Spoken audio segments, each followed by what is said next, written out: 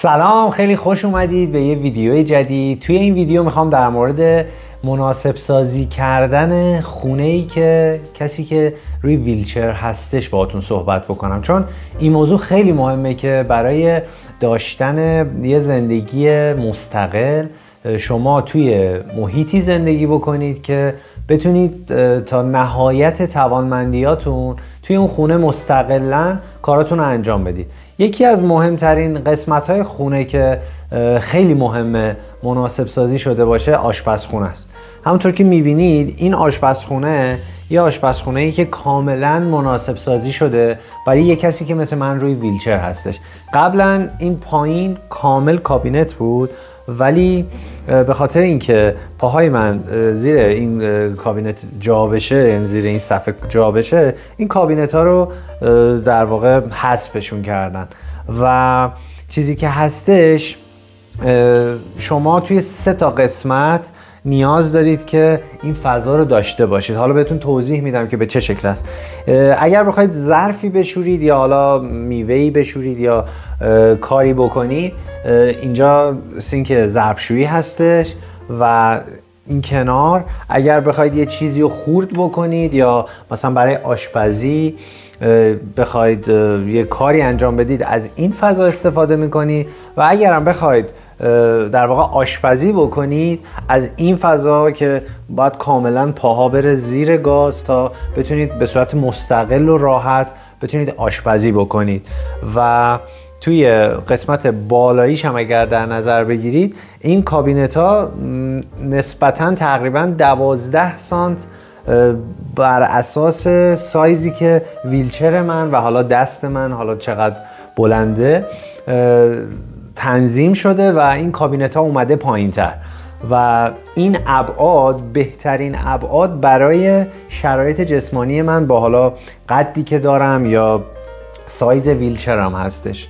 و همینطور این کشوها خیلی مهمه که مثلا راحت باشه. ببینید اینجا مثلا من دیگه کابینت ندارم، چون اصولا کابینت رو اگر بخواید شما باز بکنید یه مقداری سخت باز و بسته کردنش.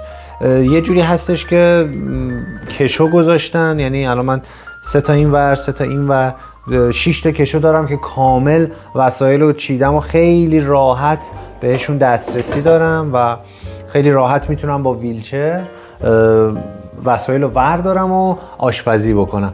حالا مورد دیگه ای که هستش و خیلی مهمه، به غیر از آشپزخونه ای که الان حالا بهتون توضیح دادم که باید شرایطش چجوری باشه، توی توالت و حموم هست که اونم یه قسمت خیلی مهمیه که برای کسایی که حالا به نحوی محدودیت جسمی حرکتی دارن، خصوصا کسایی که مثل من روی ویلچر هستن، بهتون اونجا توضیح میدم که ابعاد به چه شکل هست و چه چیزایی نیاز هست برای انجام مناسب سازی روی اون فضایی که حالا توی توالت و حموم در دسترس هستش.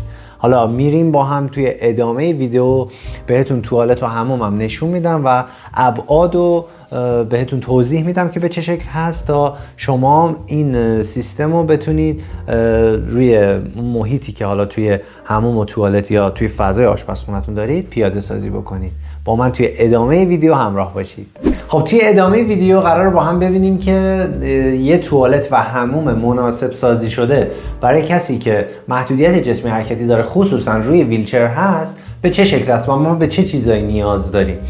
اولین چیز اینه که روشویی فاصلهش از زمین خیلی زیاد نباشه، چون تو حالت نرمال تقریبا اینا 10-15 سانت این روشویی بالاتره، ولی این بر اساس سایزی که حالا پاهای من روی ویلچر قرار داره، همینطور که میبینید قشنگ پاهای من میاد زیر در واقع روشویی قرار میگیره تا راحت دسترسی داشته باشم و بتونم دست و صورتمو بشورم یا حالا مسواک بزنم.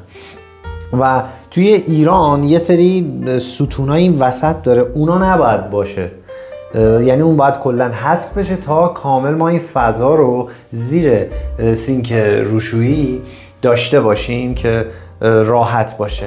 پس ارتفاع این قسمت بر اساس سایزیه که پای شما روی ویلچر داره. و مورد دیگه برای کسایی که دستاشون خیلی قدرتی نداره، این نوع شیرالات خیلی مهمه که دستگیره بلندی باشه که راحت آدم بتونه اینو باز و بسته بکنه، یعنی مخصوصا برای کسایی که توان کمی دارن توی دستاشون. و از این طرف اگر بخوایم ادامه بدیم توضیحاتو، این صندلیه که نصب شده، قبلا اینجا نبوده، یعنی چون این خونه یه خونه از پیش مناسب سازی شده نبوده، یه خونه عادی بوده که بر اساس شرایط جسمانی من همه چیزش مناسب سازی شده. این صندلی‌ها پیچ میشه به دیوار و کاملا هم محکمه، یعنی هیچ اتفاقی نمیفته، هیچ مشکل امنیتی پیش نمیاد.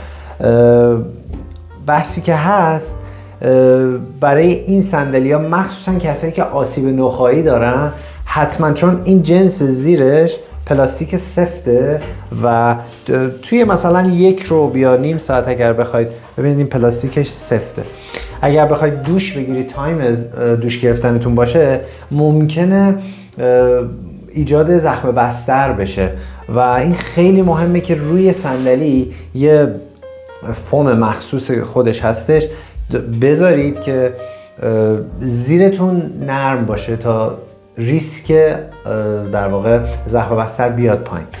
شیر مهم نیسته، شیر تقریبا جاش استاندارده، فقط یه جوری باید باشه که این دستگیری که بخواید حالا دوش بگیرید این یه مقداری بتونه بیاد پایین‌تر.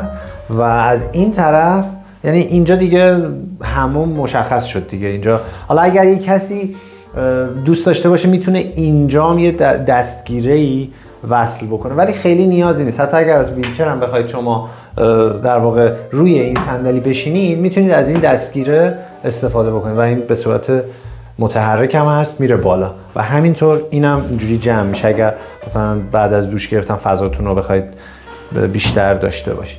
از این طرف توالت هستش که این توالت هم خیلی مهمه که 2 تا دستگیره داشته باشیم چپ و راست. این برای اینه که برای منتقل شدن از روی ویلچر روی توالت میتونیم ازش بگیریم و کمک بکنیم، یعنی به ما کمک بکنه که راحت‌تر بیایم رو توالت. و ارتفاع این دو تا دستگیره ها از زمین 75 سانتی تقریبا، یعنی استاندارد اینه. ولی خب اگر شما جثه کوچیکتری داشته باشید میتونید یه مقداری حالا اینو پایین‌تر هم بذارید، ولی استاندارد اینه. ارتفاعش تقریبا از زمین 75 سانتی و فاصله شون از همدیگه 65 سانتی. این ابعاد رو مد نظر داشته باشید که اگر بخواید دستگیرها رو نصب بکنید به چه شکل هستش. و اینکه این توالت فرنگی اینجا نبود، یعنی اصلا کلا این حموم توالت فرنگی نداشت و اینجا روشویی بود، روشویی به اون طرف منتقل شد.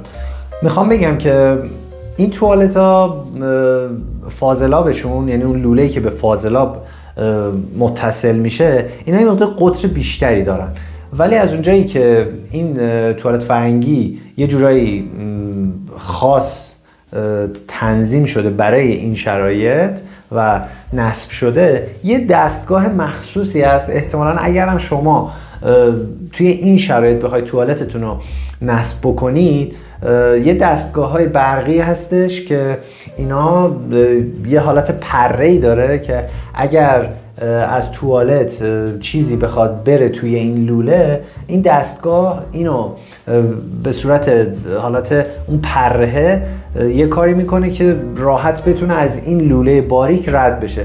یعنی میخوام بگم اگر شما هم توی خونتون همچین شرایطی رو داشتید، میتونید با نصب این دستگاه اون مسئله رو حلش بکنید و خیلی هم راحته. اونجا هم که میتونید یه چیزی بذارید که حالا من دستکش و وسایل دیگر رو گذاشتم و خیلی راحت و خیلی کارآمد میتونید این وسایل داشته باشید. اینا خیلی مهمه، این دستگیره ها بغل توالت برای کمک کردن این دستگیره ها واقعا مهمه که باشه. و تمام تلاش من اینه که بهتون نشون بدم اگر مستقل باشی قطعاً کیفیت زندگیتون میره بالاتر. من وقتی که ایران زندگی میکردم، خونمون یه جوری بود که جلوی توالت یه حالت پله‌ای داشت و با ویلچر خیلی سخت بود رفتن اونجا، درش هم خیلی باریک بود و اصلا خیلی سخت من میتونستم دست و صورتم رو بشورم یا مسواک بزنم. ولی اگر شما توی هر شرایطی که هستید با توجه به اون فضایی که دارید تمام سعیتون رو بکنید که اون جایی که دارید زندگی میکنید کاملا مناسب سازی بشه تا بیشترین حد استقلال فردی رو داشته باشید که مطمئناً بعد از اینکه استقلال فردیتون بیشتر بشه اعتماد به نفستون هم میره بالاتر و کیفیت زندگیتون واقعا میره بالاتر. و اگر کسی هستید که صابخونه هستید و یه مستاجری دارید که شرایط جسمانیش خاصه یا از ویلچر استفاده میکنه، اگه اون شخص میخواد خونه رو مناسب سازی بکنه، من ازتون خواهش میکنم اگر این ویدیو رو میبینید باهاش همکاری بکنید و اینا مسائلی نیستش که تاثیر بدی روی خونه بذاره و خیلی خوبه. ممکنه یک کسی سالمند باشه یا حالا شرایط جسمانی خاصی داشته باشه، بعدها میتونه برای مستاجر بعدی مورد استفاده قرار بگیره، یعنی مشکلی برای خونتون ایجاد نمیکنه. و امیدوارم که این ویدیو براتون مفید باشه و از این مطالبی رو که من بهتون توضیح دادم بتونید برای مناسب سازی کردن اون فضایی که دارید توش زندگی میکنید استفاده بکنید و زندگی بهتری داشته باشید. اگر این ویدیو فکر میکنید براتون مناسب بود لایک بکنید و اگر عضو کانال من نشدید سابسکرایب بکنید و از فعالیت‌های من توی یوتیوب حمایت بکنید. و اگر فکر میکنید که این ویدیو میتونه مناسب باشه برای دوستی که یا عزیزی که میشناسیدش و شرایط خاص جسمانی داره، لطفاً لینک این ویدیو رو براش ارسال بکنید تا به اونم یه کمکی شده باشه. ممنونم، دوستتون دارم.